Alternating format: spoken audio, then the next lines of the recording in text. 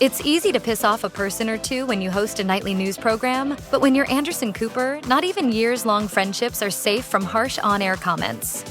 Because Anderson Cooper has covered Donald Trump for years, this has led to a less than cordial relationship between the two. On at least 3 occasions, Trump has referred to Cooper as Allison Cooper. During a rally in Michigan, Trump followed up that insult in a pretty expected way. Oh, she said, no, his name's Anderson. Oh, no. His reason for calling Cooper Allison appears to be less about the fact that Cooper has covered Trump honestly, and more because the CNN host is gay. Trump has a love for giving his critics derisive nicknames, and Cooper is one of many targets of this. Lying Ted Cruz. Cooper has discussed Trump's comment on his show, stating that he believes Trump's dislike of him is primarily related to his coverage of E. Jean Carroll and her defamation case. At a rally, Trump said that he believed the editing of an interview indicated Cooper influenced Carroll's comments. Pam Bondi is a former Florida Attorney General whom Donald Trump has tapped to be U.S. Attorney General. Bondi is set to take the reins of the Department of Justice, but her problems with Anderson Cooper go back to 2016. When she was serving as Florida's AG, Bondi clashed with Cooper over gay rights. Cooper spoke on behalf of the LGBTQ community, and he grilled Bondi over a statement she made following the Pulse nightclub shooting in Orlando, Florida. Anyone who attacks the LGBT community, our LGBT community, you said, will be gone after with the full extent of the law. Cooper suggested her words contradicted what she said about the LGBTQ community in the past, specifically that gay marriage would, quote, induce public harm to Floridians. He also called her statements hypocritical, but neither side backed down. Bondi later addressed their interaction during an interview with a New York radio station, where she suggested it wasn't the appropriate time or place for Cooper's comments. Cooper followed up, claiming Bondi's claims were factually incorrect.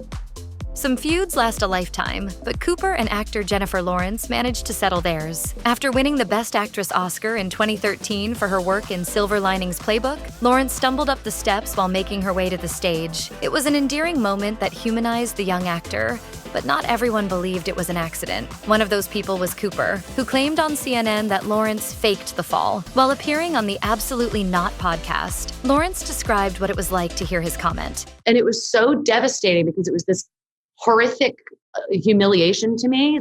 Cooper's comment later led to an uncomfortable confrontation between the actor and the CNN host. Lawrence explained, "I saw him at a Christmas party, and I let him know. What I led with was, have you ever tried to walk upstairs in a ball gown? So then how do you know?" He apologized immediately. He was like, I don't know. I have no idea. He did wonderful apology.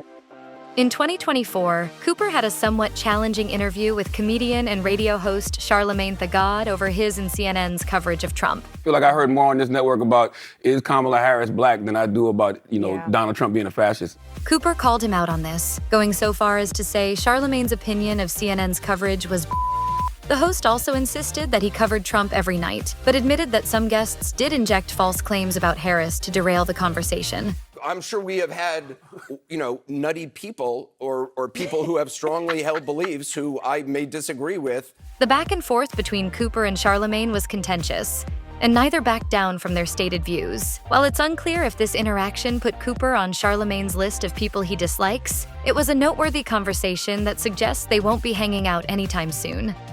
In September 2024, Anderson Cooper aired a doctored image of far-right political activist Laura Loomer without noting it was doctored in his coverage. Loomer obviously didn't like it. CNN issued an apology over its improper use of the picture, but Loomer was particularly upset that Cooper didn't personally apologize. She posted on X, "If you do not issue a retraction in writing on X for showing fake and photoshopped pics of me and President Trump in an effort to spew a sick, misogynistic, and defamatory attack against me, I will sue you." Cooper actually read the apology live on his show weeks earlier, but Loomer either didn't know this or ignored it to keep attention on the issue. The January 6, 2021 riot at the U.S. Capitol resulted in numerous Capitol police injuries, widespread damage, and several deaths. It was anything but peaceful, but if you ask Tucker Carlson, he'd likely disagree. On his former Fox News show, Tucker Carlson Tonight, Carlson denounced claims that the riot was violent. He was called out for this by many in the media, including Cooper, who derided the fact that Carlson described the rioters as sightseers. The idea of Tucker Carlson being in that mob that day and not wetting his pants is hard to imagine. The vocal commentary has largely been one-sided, as Carlson hasn't addressed Cooper's comments directly. That could be because it wasn't long after this happened that Fox News fired Carlson. The decision was related to a lawsuit that forced Fox to pay nearly $800 million to Dominion over numerous false election claims, many of which were made by Carlson.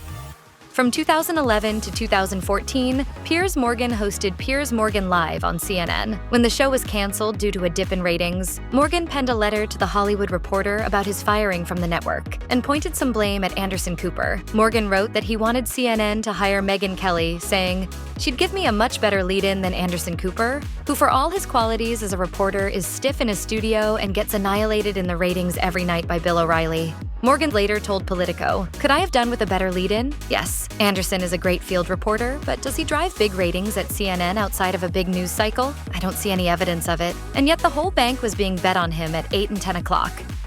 In 2017, Kathy Griffin posted a picture of herself holding a severed head made to look like Donald Trump. "I beg for your forgiveness. I went too far. I made a mistake and I was wrong." At the time, Cooper and Griffin considered themselves to be great friends. But in an ex-post, Cooper said he was appalled by the photo, permanently altering their relationship. Griffin told People magazine, "I really loved him. I don't have a punchline for that one." In the end, Griffin cut ties with her former friend, and their relationship appears to have been permanently destroyed. Cooper, however, has said he wanted nothing but good things for Griffin, so he doesn't appear to hold the same grudge as her. Still, reconciliation doesn't seem likely. In 2012, Cooper came out as gay, making him one of the most prominent gay journalists on American television. One person who didn't appreciate his coming out was Star Jones, who decided that Cooper only revealed his sexual orientation to boost his show's ratings. She told The Today Show, "I've been in daytime television for a long time. He's a daytime talk show host. And when the ratings slip in daytime, the hosts tend to tell you lots of things about them." This didn't sit well with Cooper, who addressed Jones's comments on Anderson Live, where he indicated he was annoyed more than anything. He also mentioned Jones using her wedding to get free products while she was on The View, and recalled her lying about getting gastric bypass surgery. So for her to suddenly emerge out of the shadows and suddenly attack me for this, I couldn't believe it.